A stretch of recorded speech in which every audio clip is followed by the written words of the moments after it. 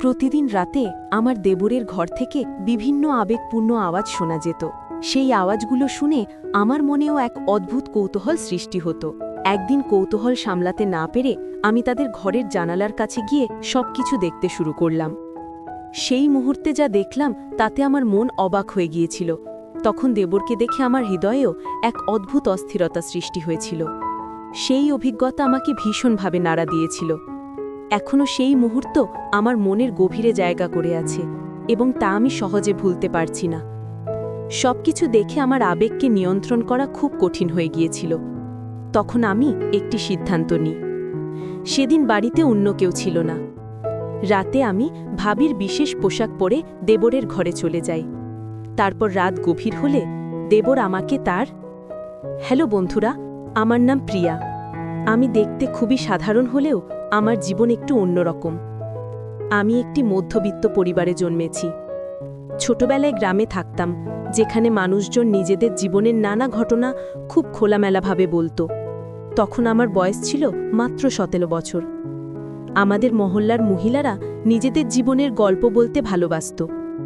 এসব গল্প শুনতে শুনতে আমার জীবনের পথও বদলে গিয়েছিল। তবে সেই রাতটি ছিল আমার জীবনের এক নতুন অধ্যায়ের সূচনা। আমি ছোট থেকেই কিছু বিষয় নিয়ে অনেক প্রশ্ন করতাম। আমাদের পাড়ার মহিলারা নিজেদের ব্যক্তিগত জীবনের বিষয়গুলো নিয়ে এমন খোলামেলা কথা বলতো যে তা শুনলে আমার খুব অস্বস্তি হতো। আমি ভাবতাম, স্বামী স্ত্রীর মধ্যে যা কিছু হয় তা তো একান্ত ব্যক্তিগত, এগুলো নিয়ে এত আলোচনা করার কি প্রয়োজন? এই ধরনের কথা শুনে আমি প্রায় সেখান থেকে সরে যেতাম। আমাদের পরিবারে আমরা 4 জন ছিলাম। আমি, আমার মা বাবা এবং বড় ভাই। আমার ভাইয়ের বিয়ে হয়েছিল ঠিক 1 বছর আগে। আমার ভাবি ছিলেন খুব ভালো মনের মানুষ, কিন্তু তাকে কখনো নিজের ব্যক্তিগত বিষয় নিয়ে প্রকাশ্যে আলোচনা করতে দেখিনি আমি নিজেও শিক্ষিত ছিলাম এবং সবসময় ভাবতাম কিছু বিষয় ব্যক্তিগত রাখা উচিত। এরপর সময় কেটে গেল এবং একদিন আমার বাবা আমার জন্য একজন পাত্র ঠিক করলেন। পাত্র ছিলেন আমাদের গ্রামেরই একজন, নাম ঈশান। তিনি শিক্ষিত ছিলেন এবং শহরে একটি কোম্পানিতে চাকরি করতেন। ঈশানের পরিবারে তার মা এবং ছোট ভাই ছিলেন। তার ছোট ভাই কৃষিকাজ করতেন এবং কুস্তি লড়তে পছন্দ করতেন। আমার বাবার সিদ্ধান্তে আমার বিয়ে ঠিক হলেও আমাকে পাত্রকে দেখার অনুমতি দেওয়া হয়নি।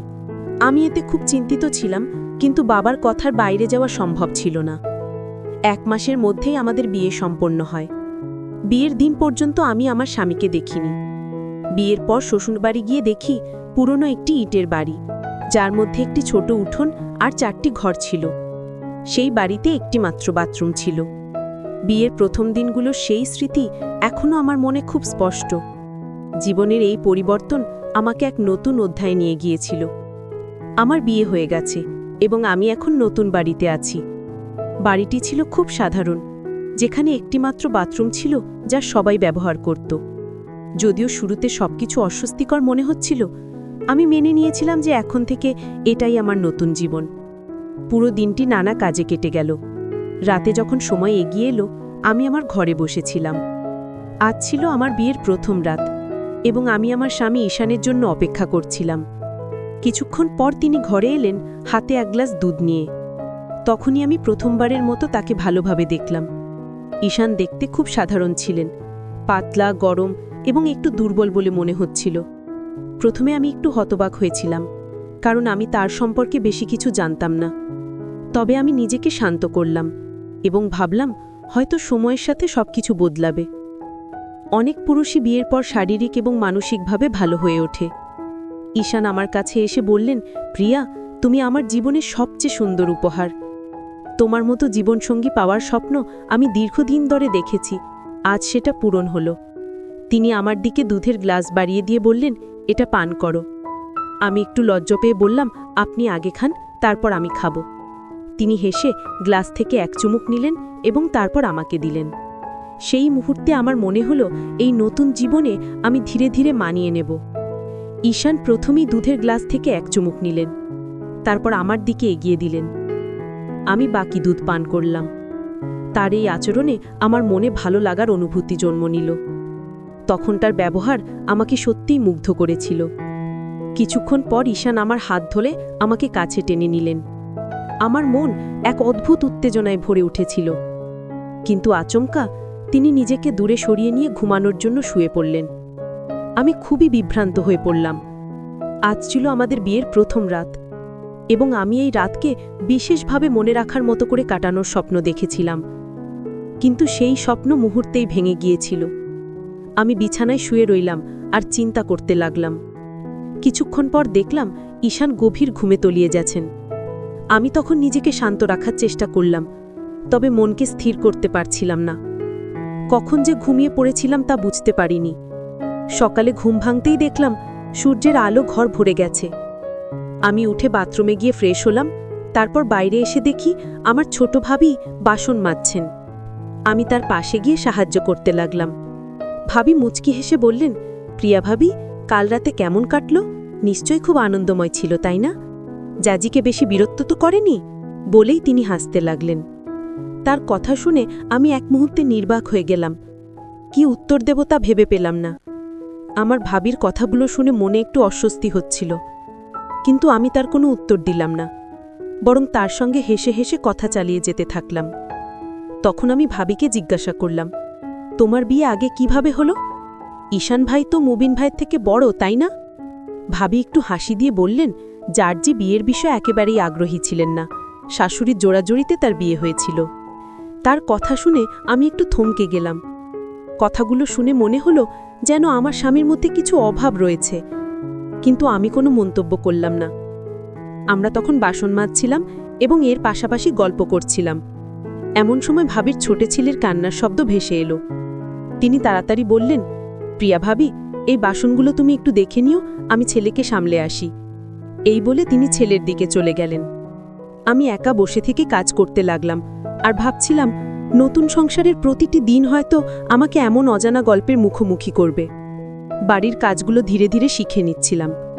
একদিন সকালে বাথরুম থেকে ফিরে রান্নাঘরে গেলাম। সেখানে দেখি শাশুড়ি সবজি কেটে নিচ্ছেন। আমাকে দেখে তিনি বললেন, বৌমা, সবজি তো কেটে দিয়েছি, এবার তুমি সবার জন্য চা বানিয়ে দাও। আমি তাড়াতাড়ি চা বানিয়ে সবার হাতে তুলে দিলাম। এরপর ভাবির সঙ্গে রান্নায় সাহায্য করতে শুরু করলাম। এভাবেই 10 দিন কেটে গেল। তবে প্রতিদিন রাতে আমি একই হতাশার মুখোমুখি হতাম। আমি আমার স্বামীকে জিজ্ঞাসা করতাম, তুমি কেন এমন করছো? কেন আমাকে সময় দিচ্ছ না? কিন্তু তিনি কোনো উত্তর দিতেন না, মুখ ফিরিয়ে শুয়ে পড়তেন। আমি অনেক চেষ্টা করতাম নিজেকে সামলে রাখার। আমার মনের ভেতর যন্ত্রণা বাড়তে থাকলেও কাউকে কিছু বলার সাহস করতাম না। কিছুদিন পর আমার স্বামী শহরে তার কাজের জন্য চলে গেলেন। আমি তাকে থামানোর চেষ্টা করিনি, কিন্তু মনে একটাই প্রশ্ন ছিল, কেন এই সম্পর্ক এমন হচ্ছে? প্রত্যেক নারী তার স্বামীর কাছ থেকে ভালোবাসা ও যত্ন আশা করে। সংসার সুখে চলার জন্য শুধু অর্থ বা খাবার যথেষ্ট নয়। স্বামী স্ত্রীর মধ্যে এমন কিছু অনুভূতি থাকে যা একজন নারীর মনে সুখ ও পরিপূর্ণতার অনুভূতি নিয়ে আসে। কিন্তু আমার স্বামীর মধ্যে সেই চেষ্টার অভাব আমি স্পষ্ট দেখতে পাচ্ছিলাম। আমি চুপচাপ সময় কাটিয়ে দিলাম, আর মনে মনে ভাবলাম, হয়তো সময়ের সাথে সবকিছু ঠিক হয়ে যাবে। বিয়ে করার পর প্রত্যেক মেয়ে ভাবে তার নতুন সংসার তার জীবনের সবচেয়ে সুখময় অধ্যায় হবে। আমিও তাই ভেবেছিলাম, কিন্তু সময় সঙ্গে সঙ্গে বুঝলাম আমার স্বপ্নগুলো এক এক করে ভেঙে যাচ্ছে। আমার স্বামী ঈশান কাজের জন্য শহরে চলে গেলেন। আমি চুপচাপ তাকিয়ে রইলাম। মনে হচ্ছিল যেন জীবনের সব আশা ধীরে ধীরে ফুরিয়ে যাচ্ছে। শ্বশুরবাড়িতে আমি একাই 6 মাস কাটিয়ে দিলাম। এই 6 মাসে আমার স্বামী মাত্র 10 দিনের জন্য বাড়ি এসেছিলেন। তাও যেন তার মধ্যে কোনো আগ্রহ ছিল না। আমার মন ভেঙে যাচ্ছিল, কিন্তু কাউকে কিছু বলতে পারিনি। নিজেকে শান্ত রাখার চেষ্টা করছিলাম। তবে এই সময় এক বিষয় খুব খারাপ লাগত। আমার ছোট ভাবিকে দেখে আমার মনে ঈর্ষা হতো। তার স্বামী একজন পরিশ্রমী কৃষক এবং শারীরিকভাবে খুবই শক্তিশালী। তাদের দাম্পত্য জীবন সুখে ভরা ছিল। একদিন শাশুড়িকে বললাম, মা, আমি একবার আমার বাপের বাড়ি যেতে চাই। তিনি অনুমতি দিলেন। পরদিন সকালে আমার দেবর আমাকে বাপের বাড়ি পৌঁছে দিয়ে নিজে আবার ফিরে গেলেন। বাপের বাড়িতে পৌঁছানোর পর মা ও ভাবি আমার কাছে জানতে চাইলেন, শ্বশুরবাড়ি কেমন? তোমার সেখানে সময় ভালো কাটছে তো? আমি চুপ করে রইলাম। কি বলবো বুঝতে পারছিলাম না। আমার মনের কষ্ট কাউকে বোঝাতে পারছিলাম না। বাপের বাড়িতে গিয়ে সবাই যখন আমার শ্বশুরবাড়ির খোঁজ খবর নিতে লাগলো, আমি মুখে হাসি রেখে বললাম, সব ঠিক আছে। কিন্তু যার ঠিক থাকার কথা সেই ঠিক নেই। এ কথা কারো সঙ্গে বলার সাহস হয়নি। আমি জানতাম এই কথা বললে কেবল হাসবে। ধীরে ধীরে আমি বাপের বাড়ির মহিলাদের সঙ্গে বসতে শুরু করলাম। তারা নিজেদের জীবনের নানা অভিজ্ঞতা, বিশেষত স্বামী স্ত্রীর সম্পর্কের বিষয়ে খোলাখুলি কথা বলতো। আমি তাদের কথা মন দিয়ে শুনতাম, কিন্তু কিছুই বলতাম না। আমার তো বলার মতো কিছুই ছিল না। ওই মহিলারা এমনভাবে তাদের গল্প বলতো যেন সবকিছুই খুব স্বাভাবিক। তাদের কথায় আমার মন কখনো দোলা দিয়ে উঠত, কখনো সইতে না পেরে ব্যথিত হতো। আমি ভাবতাম, ইস, আমার স্বামী যদি আমাকে এভাবে ভালোবাসত। কিন্তু বাস্তবতা ছিল ভিন্ন। আমার মনের ভেতর যে পরিবর্তন হচ্ছিল তা আমি নিজেও টের পাচ্ছিলাম। বাপের বাড়িতে কাটানো 1 মাসে তাদের কথাগুলো আমার মনে গেঁথে গিয়েছিল। আমি অনুভব করছিলাম আমিও আমার স্বামীর সঙ্গে